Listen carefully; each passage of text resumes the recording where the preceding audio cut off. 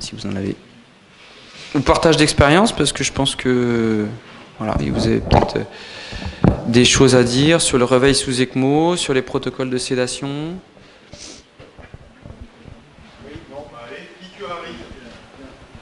Oui.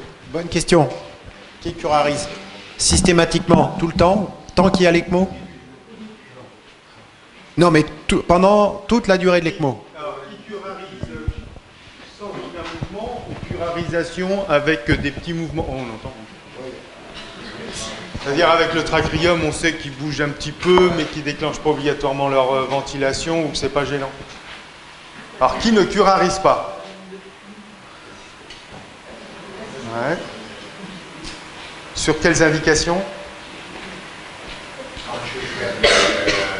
Même à la coordination centrale, quand je viens de propos, je me posais la question comment adapter l'autogestion en chirurgie cardiaque sur la coordination centrale en termes d'interruption et de polarisation. Bon, polarisation, c'est pas un souci, nous, on ne polarise jamais en chirurgie cardiaque pour plusieurs raisons.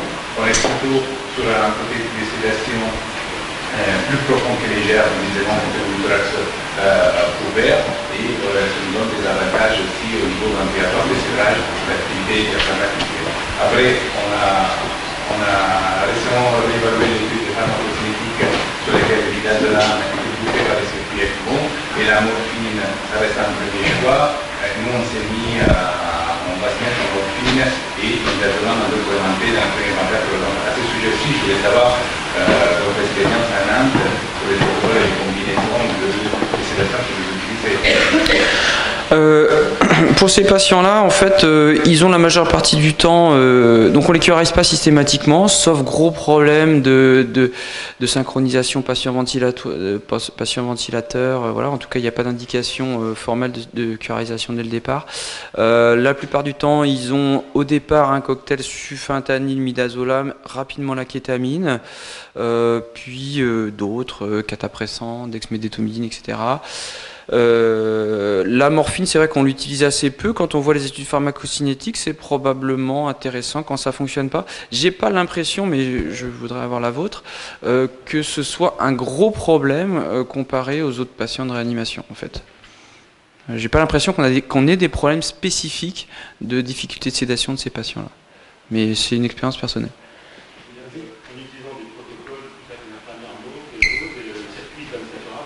Oui, c'est ça. Ils se saturent, donc c'est un équipement qui utilise en continu, augmenté par calcul, par un effet. Oui, moi je dis, en effet, ça ne change pas beaucoup par rapport à des patients de réanimation qui ne seraient pas sous ECMO, à la réserve de ce que tu viens de dire. Premièrement, une fois qu'on démarre l'ECMO, et le piège, une fois qu'on change de circuit. C'est-à-dire que souvent, il faut réaugmenter le temps que le circuit soit saturé avec les drogues. C'est vraiment les points sur lesquels il faut faire attention. Moi, je suis très intéressé par ce que tu as proposé sur les protocoles infirmiers. Il y a l'expérience de Nantes. Est-ce qu'il y a d'autres équipes qui font ça? Oui. Et alors, comment ça se passe? Vas-y, Philippe.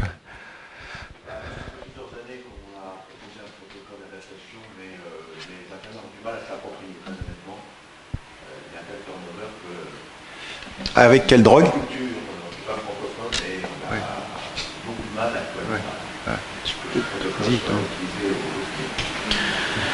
Nous, notre protocole, il est assez simple. Les infirmières sont présentes, elles peuvent en parler. Ce serait bien, je vais vous passer le micro, vous n'allez pas avoir le choix. Il est assez simple. Il y a uniquement 3 drogues qui sont incluses dedans. Il y a la morphine, le sulfentanyl, le midazolam. Ce qu'on voit en pratique, elles vont pouvoir donner leur avis, c'est quand même qu'effectivement, en termes de bolus, ça laisse un confort important, qu'elles peuvent augmenter de façon autonome la sédation si le médecin n'est pas là. On a quand même des difficultés, c'est là qu'on a besoin d'insister beaucoup en faisant les tours, etc. On a quand même des difficultés à ce qu'elle baisse la sédation, ce qui est quand même l'objectif. C'est quand même l'objectif du protocole, hein, c'est de diminuer les durées les doses de sédation. Ceci dit, dans l'ensemble de l'étude qui va bientôt être publiée, on a quand même une diminution des quantités de sédation. Vous voulez commenter les filles peut-être? Non, tout a été dit. On adapte en fonction de notre échelle de confort. C'est vrai qu'on a un petit peu plus tendance à augmenter, mais on essaye au maximum d'essayer de diminuer dès que l'enfant a un confort bas. Moi, je trouve ça une excellente idée de vous impliquer directement.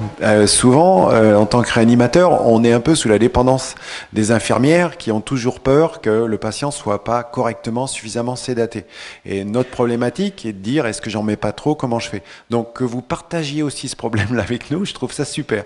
Je voudrais juste donner un point supplémentaire, c'est que on n'en a pas parlé. Je voulais savoir, est-ce que tu fais des dosages de midazolam? C'est qui dose le midazolam en routine? Alors, pour l'avoir fait, eh ben, je vais vous dire qu'on a des grosses surprises et je ne suis pas étonné de ce qui a été dit à un moment dans une étude où on arrête les sédations et on redémarre que 14 heures plus tard. Ça ne m'étonne pas parce qu'on arrive à des doses, mais phénoménales. On est vraiment franchement toxique. Donc, le fait de doser régulièrement, c'est un monitoring extrêmement intéressant. Bon, maintenant, il faut que la pharmacie le dispose, mais par curiosité, regardez, moi j'ai été sidéré de voir les taux qu'on avait. Hein. Oui, vas-y.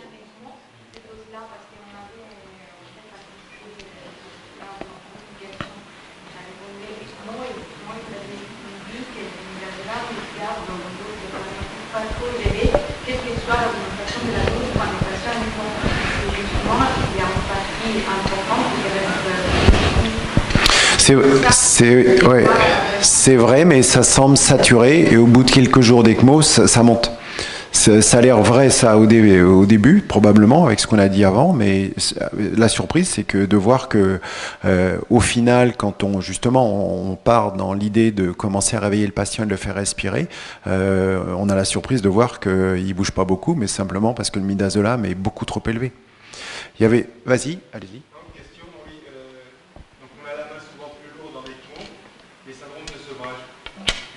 Oui, ça, oui, très bonne question. Pierre, je sais pas si tu as regardé. Comme c'est Pierre qui a fait les stats vite fait.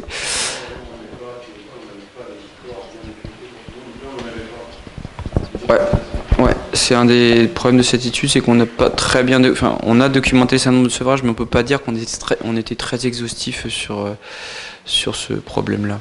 L'autre, Nicolas. Oui, est-ce qu'on s'est intéressé au lieu d'injection en fait des sédations sur l'ECMO ou sur le patient? Est-ce qu'on a des différences? Alors non, je peux simplement répondre si j'ai encore... je suis vraiment désolé pour les tableaux qui passent pas bien. C'est dommage parce que c'était dans un des tableaux. Globalement, voilà.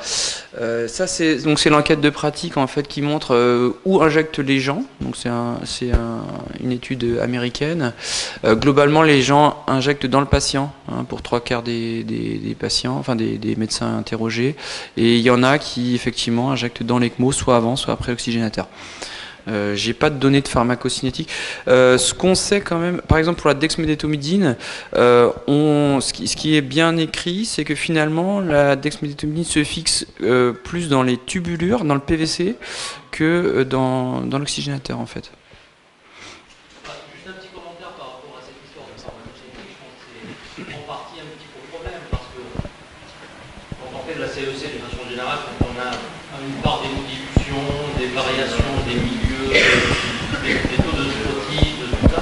Il faut savoir que la fraction libre, souvent dans ces situations-là, est augmentée, même si la concentration plasmatique semble plus basse, l'effet pharmacodynamique reste malgré tout élevé. Donc au final, on a beau élucubrer un peu sur la pharmacocinétique, je pense que ce qui est essentiel, c'est d'évaluer ce qui est fait. Les scores d'oxydation, c'est très important. Parce que le fait d'avoir des taux plasmatiques plutôt bas, ça ne veut pas dire que l'effet n'est pas maintenu, parce que les fractions libres, encore une fois, sont souvent augmentées chez les patients qui ont des variations de leur milieu intérieur. Ouais, tout à fait d'accord. Je pense qu'il faut connaître la pharmacocinétique pour comprendre ce qui se passe, pour comprendre pourquoi on peut avoir des variations chez les patients. Mais de toute façon, il faut avoir une sédation personnalisée, ça c'est évident, avec des objectifs.